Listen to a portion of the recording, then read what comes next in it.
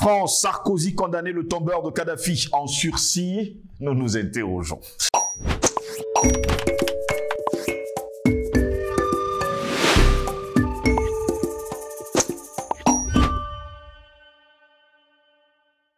C'est toujours un réel plaisir, mesdames et messieurs, de vous retrouver sur Panafricaniste TV, votre chaîne de télévision qui vous apporte le meilleur de l'information. Pour l'heure, nous sommes sur les plateformes numériques YouTube, Facebook, Instagram et TikTok. Likez, surtout partagez au plus grand nombre les émissions de Panafricaniste TV. Eh bien, bienvenue à toutes et à tous à cette autre édition de Parole panafricaniste.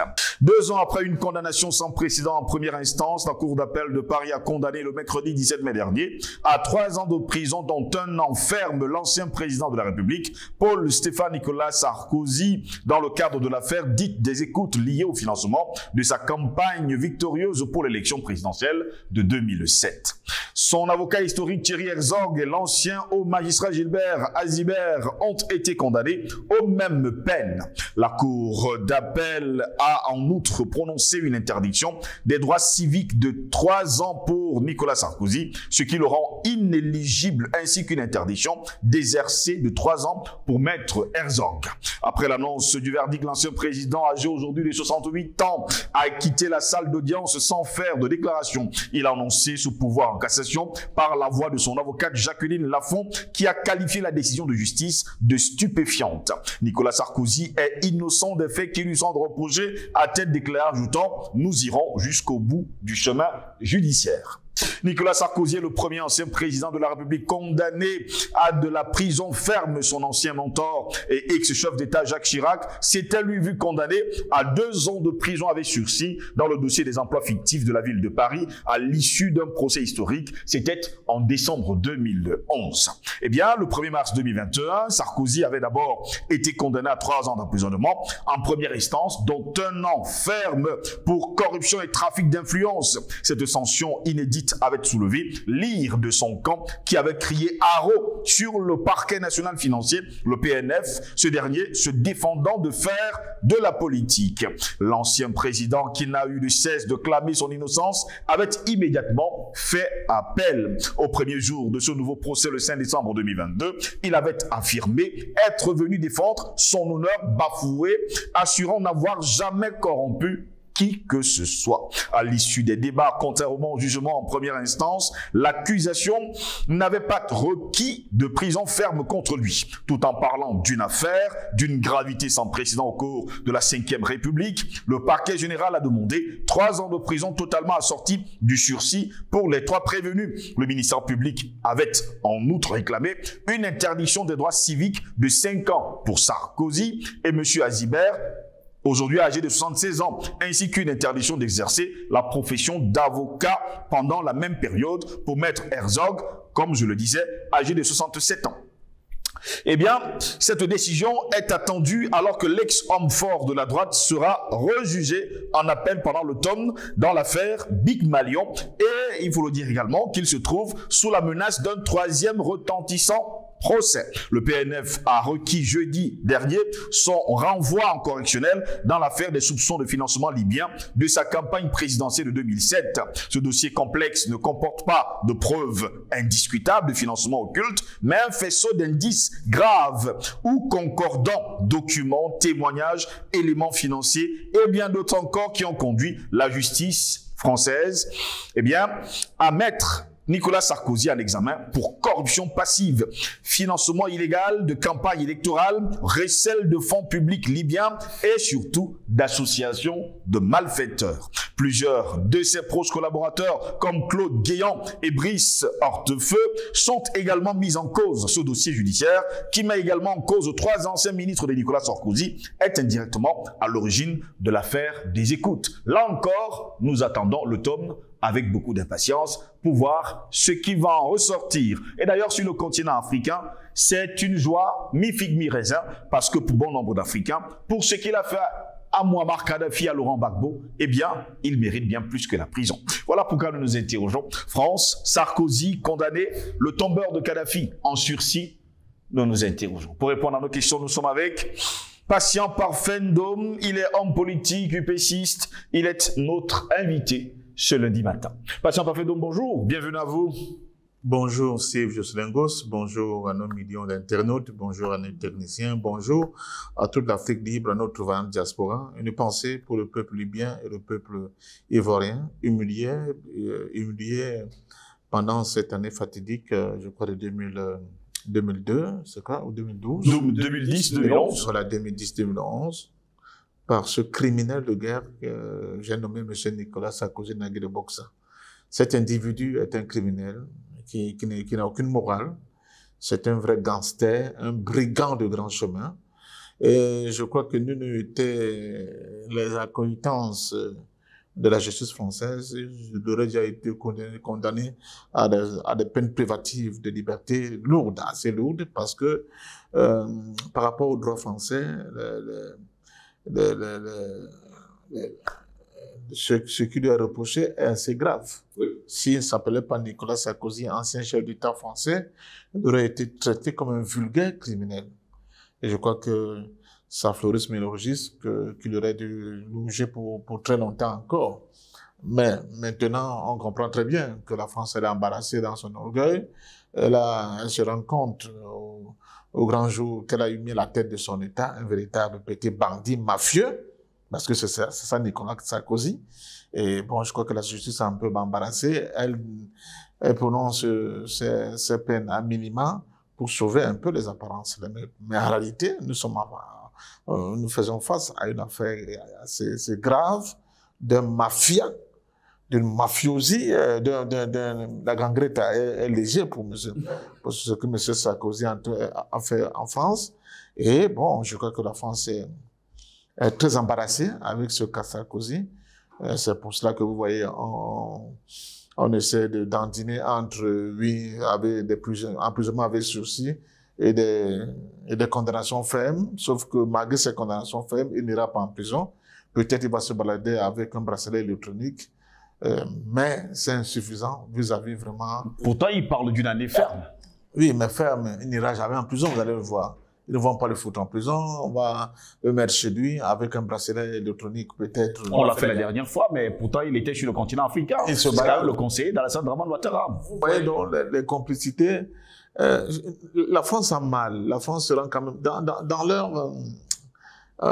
ils ont une espèce de modus vivendi là-bas qui n'accepte pas l'humiliation d'un ancien chef d'État. Mais ces condamnations prouvent quand même que nous avons face à nous un véritable brigand, c'est un bandit, M. Nicolas Sarkozy. Et je crois que son honneur, partout où il pourra bouger, on n'oubliera pas que nous sommes en face d'un bandit. Je suis désolé quand je vois certains Africains continuer d'inviter M. Nicolas Sarkozy. C'était le cas, par exemple, du président Denis Sassou Nguesso. Je dis, il ne faut pas inviter, ça entache à l'honorabilité de votre pays et de votre personne. Continuez d'inviter un bandit comme, parce que c'est un bandit, je ne sais pas comment on le qualifie encore, un brigand de grand chemin, c'est Nicolas Sarkozy. Mais ce qui est grave, c'est que les mains de Sarkozy sont tachées de sang des Africains, des Libyens, de Muammar Kadhafi, de milliers d'Ivoiriens. C'est ça, Nicolas Sarkozy. Donc je me dis, quand est-ce qu'une cour, un tribunal africain va se saisir de ce dossier de Nicolas Sarkozy par rapport à ces deux guerres qu'il a créées de toutes pièces et qui, avec les dégâts que nous connaissons, et que cette cour africaine-là va enfin juger Nicolas Sarkozy et le condamner fermement. Je crois que c'est à ce niveau, n'attendons rien de la justice française, qui elle-même allait très loin, mais elle allait loin parce qu'elle-même elle a été froissée par ce petit brigand. Vous vous souvenez de l'affaire de la ministre française qui était une magistrate qui était encore en stage, magistrate stagiaire, comment elle s'appelait cette fille-là. Et puis bam, Nicolas Sarkozy prend la fille et bombarde la fille comme ministre de la Justice. Exact. Or, la justice française, comme le reste de la justice dans tous les pays du monde, c'est assez structuré, c'est assez pyramidal. On n'accepte pas des humiliations comme celle-là. Dans la justice française, se sentir humiliée, si elle arrive aujourd'hui à sanctionner M. Nicolas Sarkozy à ce niveau, c'est aussi... à cause de l'humiliation qu'a subie la justice française. Oui, retour la manivelle. C'est les ruses de l'histoire. Nicolas Sarkozy écope que j'allais dire, comme un petit gangster, comme le petit mafiosi de service, les humiliations qu'il a tenté de faire subir, n'est-ce pas, à sa propre justice. Mais, une fois de plus, c'est insuffisant. C'est largement insuffisant au vu des dégâts que cet individu a causés, surtout sur le continent africain. Le financement de sa campagne, il prend l'argent de Kadhafi et il fait quand même exécuter Kadhafi. À Mondiovision, je crois que c'est ce type-là, la poudre blanche a de l'effet, mais là quand même, parce que c'est un amateur de cette poudre blanche. Quand vous voyez ce type comme ça, c'est quoi? Vous parliez de Rachida Dati. Rachida Dati. Voilà. L'affaire Rachida Dati qui a laissé des traces dans le sommet de la justice française et même dans ce corps-là de l'État, parce que les gens ont pu très mal, une petite magistrat stagiaire, vous la prenez, vous la bombardez, ministre de la justice. On va me dire c'est la politique, mais allez chercher quelqu'un d'autre. Vous n'allez chercher pas quelqu'un que nous sommes encore en train de former et qui n'est même pas encore complètement magistrat. Pendant ce temps, il y avait des vieux de la vieille qui étaient là et qui regardaient cette forme d'humiliation et qui se sont dit le moment viendra, tu trimbales trop de casseroles, le moment viendra où nous saurons quoi faire de toi, et c'est ce que subit Nicolas Sarkozy aujourd'hui. Donc je dis, ce sont des règlements de compte internes à la France. Sur les dossiers clés et lourds, que ce soit la Libye, que ce soit la Côte d'Ivoire, je pense qu'il faut qu'il y ait une cour africaine. Malion, on les écoute du côté de la France. Il faut qu'il y ait une cour africaine qui se saisisse de ces dossiers. Et que ce mafieux de Nicolas Sarkozy soit condamné à la hauteur des dégâts et des crimes qu'il a commis sur le continent africain. Parce que c'est un criminel, ce type que vous voyez là. Sur d'autres cieux, il serait jugé durement. Mais je ne comprends pas cette attitude des Africains. C'est vrai, on a été longtemps dominé, mais quand même, je vois des chefs d'État africains. C'est pour ça que Ouattara, pour moi, c'est une vraie malédiction pour notre continent. C'est une vraie malédiction. Bon, mais passons Ouattara, Sassou Nguesso, président. Comment on pourrait inviter un type comme Sarkozy? Partout où il passe, il y a un parfum de mort, de sang, hein, de corps en putréfaction qui l'accompagne. Comment on pourrait inviter un type pareil? On peut inviter un type pareil. Et pour moi, je continue de dire que l'Afrique n'est pas encore organisée au niveau où elle devait être organisée. Le jour où l'Afrique va monter à ce niveau d'organisation, Nicolas Sarkozy vient en Afrique, on le kidnappe. On l'amène au fin fond de nos forêts, on le juge. S'il est coupable, on l'exécute, point. Parce que c'est ça, cet individu. L'Afrique n'est pas encore montée à ce niveau de réaction. Quand on dit ça comme ça, on n'est pas violent. Des milliers de Libyens qui sont morts, nous. Perte de profit. Des milliers d'Ivoiriens. Mais on est violent avec quoi? Avec quoi sommes-nous violents? Face à un criminel comme M. Sarkozy. Donc la France est en train de faire semblant, et comme il y a une justice, il a quand même été condamné, comme ça la CPI ne va plus s'en occuper, vous avez vu, on a quand même condamné. Non, c'est vos affaires internes là-bas. Il faut que l'Afrique s'occupe de cet individu. Donc pour vous, jusqu'à preuve de contraire, la justice française ne l'a pas réellement condamné. Pour vous, il serait condamné à 30 ans de prison ou bien à être exécuté. À la perpète. Mais Sarkozy dort encore chez lui. Il écoute encore la voix fluette de sa Carla. On me dit que c'est une chanteuse. Laissez-moi un peu rire. N'est-ce pas? C'est quoi cette affaire-là? C'est un criminel. C'est un criminel, ce monsieur. Et c'est un mafiosi. C'est un gangster. Mais les écoutes, là, les Big Malions, tout ça, le financement de sa campagne. Quelqu'un de ce niveau-là, qui a dirigé un État comme la... C'est pour ça que la France est un État brigand, de brigands. C'est confisqué par des mafias. Parce qu'un État qui se respecte, un peuple qui se respecte, ne devait pas accepter même que le niveau de verdict qui sont prononcés contre Nicolas Sarkozy soit accepté. Non. Donc, s'il était déjà été capable de faire ça pour ses propres concitoyens, imaginez les Africains que nous sommes. Ce monsieur s'est fendu d'une déclaration à la télé un jour. Il dit, je donne ton nombre de jours à M. Barbeau et à sa femme. Il s'est ressaisi en cours parce que j'ai compris que Mme Simone Barbeau n'avait pas un mandat électif. Vous voyez? Il dit, je donne tel nombre de jours. Mais lui, qui? Ce Sarkozy-là. Donc, je pense sincèrement que pour l'instant, la France essaie de se débrouiller là-bas avec son propre problème là. Ils disent qu'ils condamnent Nicolas Sarkozy. Tant que Nicolas Sarkozy n'est pas jugé par un tribunal, une cour africaine, pour les crimes qu'il a commis en Afrique, pour moi, pour l'instant, ça veut dire qu'il n'y a rien. On se rappelle également quand même de la sortie du fils de Muammar Kadhafi qui avait déclaré haut et fort « J'ai vu mon père donner de l'argent à Sarkozy et j'ai des preuves pour cela. » Jusqu'à preuve de contraire, en automne prochain, Nicolas Sarkozy sera également, on le dit comme ça, sera devant la justice française pour répondre de ce financement de sa campagne par Muammar Kadhafi. On peut imaginer qu'il soit condamné à une peine de prison? Il y aura certainement des peines. Des peines peut-être avec sursis. Toujours les sursis. Ou bien 2 ans ferme. Mais 2 ans ferme, ça veut dire que le gars ne va pas en prison. C'est ça le problème. Mais le petit vendeur de Macabo, voleur de Macabo, ou bien d'un régime de plantain, on va le condamner à 2 ans, il ira en prison. Mais lui, il continue de se balader. Il tient des séminaires, il tient des conférences, et il est payé, hein, rubis sur ongle, même s'il se balade avec un bracelet électronique à la cheville. Mais ce n'est pas ça. Nous n'avons pas besoin de ça. Ce type, c'est un monstre. Il doit être traité comme tel. Mais hélas, si je suis un gosse pour l'instant, l'Afrique n'a pas encore musclé le jeu pour être en capacité d'arrêter des criminels comme cela et de les juger sur notre continent. On n'est pas encore arrivé à ce niveau. Le jour où nous allons arriver à ce niveau d'organisation, de forme de puissance, même sous-régionale, je crois que les gens vont réfléchir par 2 fois.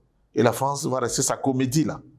La comédie de ce fameux procès là. C'est une véritable comédie. Qu'ils envoient Sarkozy en prison pour qu'on comprenne que bon, ok, ils ont dû manger leur chapeau, mais ils ont essayé. Mais là, le gars, il dort chez lui, il se balade, il va en vacances avec la fille à la voix fluette, la Carla, le machin truc, Carla Bruno Sarkozy, nous dit-on. Hein, ils dorment ensemble, ils nous font des bisous, alors que moi, j'ai encore des milliers d'Africains dont je suis encore incapable de faire le deuil. Est-ce que vous vous rendez compte? Des gens qui sont handicapés à vie. Des blessures que personne ne pourra soigner, personne ne pourra soigner ces blessures. Et cet individu se pavane, il monte, il descend, il donne des conseils aux gens. Il dit, les Européens auraient dû faire ci, au lieu de faire ça. Nous vivons dans un monde d'injustice hors norme. Si je le gauche. Nous vivons dans un monde, les Africains devaient faire attention quand ils parlent d'eux-mêmes. Ils devaient faire attention quand ils pillent leur pays. Ils devaient faire attention quand ils se comportent comme de petits larbins, de petits quoi vis-à-vis de ces étrangers qui ne considèrent moins que des hommes. Et ça, l'exemple de Nicolas Sarkozy devait nous amener à réfléchir sur des formes de solidarité nouvelles que nous devons créer pour faire de notre continent un continent de dignité et de respect que les autres doivent absolument respecter. Pour l'instant, je suis désolé, ce n'est pas encore le cas. Mais je dis à M. Nicolas Sarkozy, patient parfum dont on peut mourir aujourd'hui. Mais tôt ou tard, il y aura un tribunal pour juger. Même si tu es mort, on va te juger. Si nous sommes assez forts, on va exiger qu'on ramène ta dépouille en Afrique et nous allons mettre des chaînes autour de ta tombe. Parce que ce que cet individu a fait, ce que ce criminel a fait, on ne peut pas l'accepter. Je suis prêt à donner ma vie pour cela. On ne peut pas l'accepter. Il ne faut pas accepter des choses pareilles. C'est contre les droits de l'homme, contre les droits humains, contre la dignité humaine. Vous avez vu comment on a tué Kadhafi? Est-ce que c'est acceptable? Pourquoi? On a tué Kadhafi, pourquoi? Aujourd'hui, nous avons tous les éléments pour analyser ce qui s'est passé, n'est-ce pas, en Libye. Pourquoi a-t-on tué Kadhafi? Ou nous sommes des hommes, ou nous ne sommes pas des hommes. Donc quand je vois nos frères, nos sœurs, nos enfants, nos filles rêver, ils oublient le regard et le complot, le rapport que les autres entretiennent vis-à-vis de nous. Nicolas Sarkozy est l'expression de ce rapport unique que les autres entretiennent vis-à-vis de nous. Et plus grave, certains des nôtres n'ont pas hésité à continuer à l'inviter sur le sol africain. Comme si nous étions en face de quelqu'un qui est vierge. Comme si nous étions en face de quelqu'un qui était un ami de l'Afrique. Il a exprimé de son vivant. À l'université Cheikh Anta Diop de Dakar, vous n'êtes pas des êtres humains. Vous êtes peu entrés dans l'histoire. Donc vous êtes au même niveau que des singes. Vous voyez? Un idiot, un criminel comme celui-là. un bandit comme Nicolas Sarkozy le dit à la face africaine. Et c'est ce qui m'avait le plus chagriné. Alors peut-être les époques ont changé. Dans la salle, il y avait plein de jeunes. Personne ne se levait pour nous dire, tu te tais, espèce d'imbécile, chien, tais-toi. Personne. Personne. Ça veut dire que nous n'avons même pas la culture de la révolte légitime. Alors qu'on a vu M. Bush revenir en Irak pour tenter de faire le beau. Vous avez vu le journaliste irakien enlever sa chaussure et l'a balancé sur Bush. Vous savez ce symbole-là, ce geste chez les Arabes, quelqu'un que tu lances une chaussure, c'est la pire des humiliations. Ce monsieur l'a fait. Parce qu'il était hanté par tous les morts causés par M. Bush. Ces milliers de morts irakiens pour rien. C'est ça, le courage. C'est le respect. C'est un homme digne. Mais M. Nicolas Sarkozy est venu dans une amphi où il y avait des jeunes Sénégalais. Et il a tenu ce discours. Personne pour nous dire que... C'est dur quand même. Mais quand même, c'est pas possible. Et finalement, tout le monde trouve que c'est normal. Oh, on ne va pas t'engager dans des choses comme ça, on va te tuer. Mais qui ne va pas mourir finalement? Vous tous là qui nous disent souvent, quand on passe, parfois vous êtes trop radicaux, on va vous tuer. Mais vous n'allez pas mourir. Vous n'allez pas mourir. Tout le monde va mourir un jour. Mais il faut qu'on appelle aux autres à nous respecter quand même. Nous avons des avocats, des grands juristes qui savent pinailler sur des questions constitutionnelles, hein, le juge, hein, qui font le droit sur Marx et sur Jupiter. Personne, je n'ai pas vu un groupe de juristes africains se mettre ensemble pour dire on va porter plainte à Sarkozy. Qui? Personne. Chacun protège ses intérêts. Il faut que mes enfants continuent d'aller à l'école en France, se balader sur les Champs-Élysées, que ma femme aille accoucher, je ne sais pas, à sa pétrière, ou bien à l'hôpital américain de Paris. Voilà où sont nos élites. Et quand vous voyez ça, je vous dis, nous n'avons pas encore un niveau d'organisation qu'il faut pour répondre à de pareilles insultes. Le simple fait que M. Nicolas Sarkozy continue de se balader à travers le monde, ce sont des crachats qu'on balance sur le visage des Africains que nous sommes au quotidien. Je m'excuse si j'ai été un peu ordurier, mais un comportement de cafard, on ne doit réagir qu'avec une réaction de babouche. Ce type-là, de Nicolas Sarkozy, c'est un criminel. Il faut dire aux Français que ce type est un criminel. Il ne faut pas avoir peur de le dire. Non, peut-être qu'ils le prennent comme un petit bandit qui fait de la resquille. Mais c'est un criminel. Il a du sang des Africains dans les mains. Sur le continent africain, on aime souvent dire que c'est par la tête que le poisson commence par pourrir. On a l'impression quand même que à la tête de la France, si on a eu Nicolas Sarkozy, François Hollande et aujourd'hui Emmanuel Macron, c'est quand même assez bizarre de savoir que la France a ce genre de chef d'État. Non, je vous ai parlé dernièrement de... On ne va pas oublier également Jacques Chirac qui avait lui également été condamné. La théorie des empires. Oui. Et je vous avais dit, il y a les trois moments, la phase ascendante, oui. L'apogée et la phase descendante. L'Occident est dans cette phase descendante. C'est pour ça qu'elle a des hommes politiques. Quand vous regardez une dame comme Madame Ursula von der Leyen, après vous apprenez que son grand-père était un officier SS. Vous comprenez pourquoi elle peut avoir cette attitude vis-à-vis des pays, surtout des pays africains. Vous avez des gens comme ça, c'est eux qui dirigent l'Europe. Ils ont une culture du racisme. J'ai regardé encore toute l'histoire, je crois, hier. Et où, vraiment, on brosse le tableau, on monte un très bon documentaire, comment les Juifs ont souffert de l'Holocauste, des chambres à gaz, de tout ça. Mais vous voyez les mêmes Occidentaux qui ont voulu faire de ce problème-là vraiment, alors là, l'inacceptable. Soutenir des nazis quand même en Ukraine. Alors, si vous posez la question, mais au fait, l'Occident, quel est son problème? L'élite occidentale, c'est quoi? Vous voyez des gens soutenir des gens qui célèbrent, en leur donnant leur nom dans des rues, des timbres de la poste, des gens qui ont collaboré avec Hitler, comme Stéphane Bandera. Mais comment vous pouvez le comprendre? Il y a un truc qui tourne pas rond. Et ce sont ces mêmes gens qui viennent donner la morale aux Africains. Oh, on va vous donner une place au G20, il faut lâcher Poutine. Mais vous soutenez les nazis. Donc vous-même, vous avez montré le visage hideux avec ce qu'ils ont fait aux Juifs. Et vous nous demandez de soutenir les gens qui font l'apologie du nazisme. Mais il y a un problème. Donc je crois sincèrement que le monde dans lequel nous vivons, certes il est très violent, mais il demande aussi que les différents pôles de ce monde, chacun prenne ses responsabilités. Le peuple africain n'a pas encore pris véritablement ses responsabilités. Il y a des balbutiements.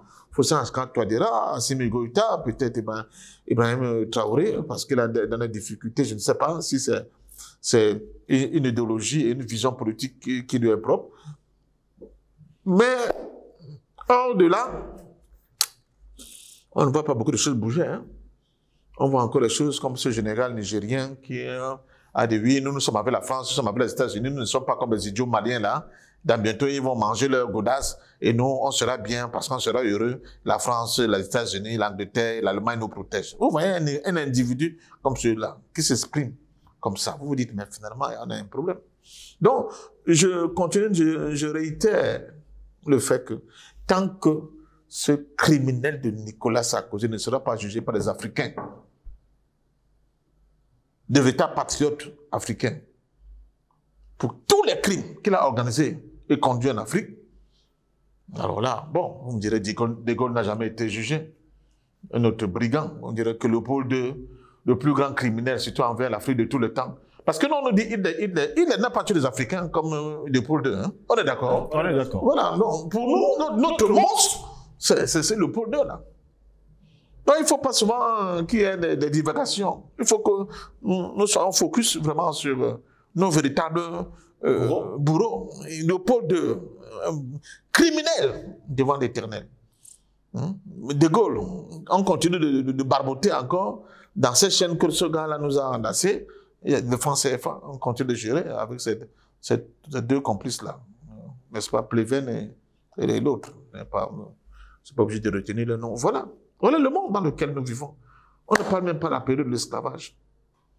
Donc voilà. Et nous avons des gens qui, malgré toute cette histoire de l'esclavage, près de 5 siècles, la colonisation, 1 siècle, le néocolonialisme dans lequel on baigne là depuis pratiquement 1 siècle, ils ont quand même le courage de revenir en Afrique, faire un discours devant l'avenir de l'Afrique de demain et dire vous n'êtes pas assez entré dans l'histoire.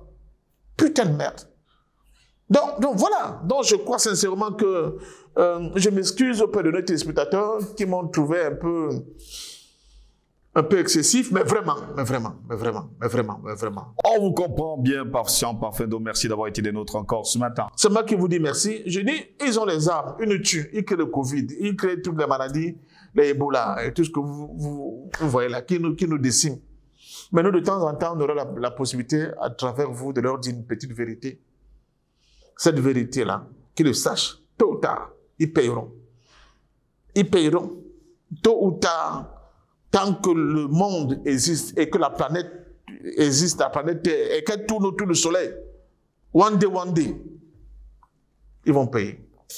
Mesdames, Messieurs, merci de nous avoir suivis. Au plaisir de vous retrouver très prochainement. Passez une agréable journée.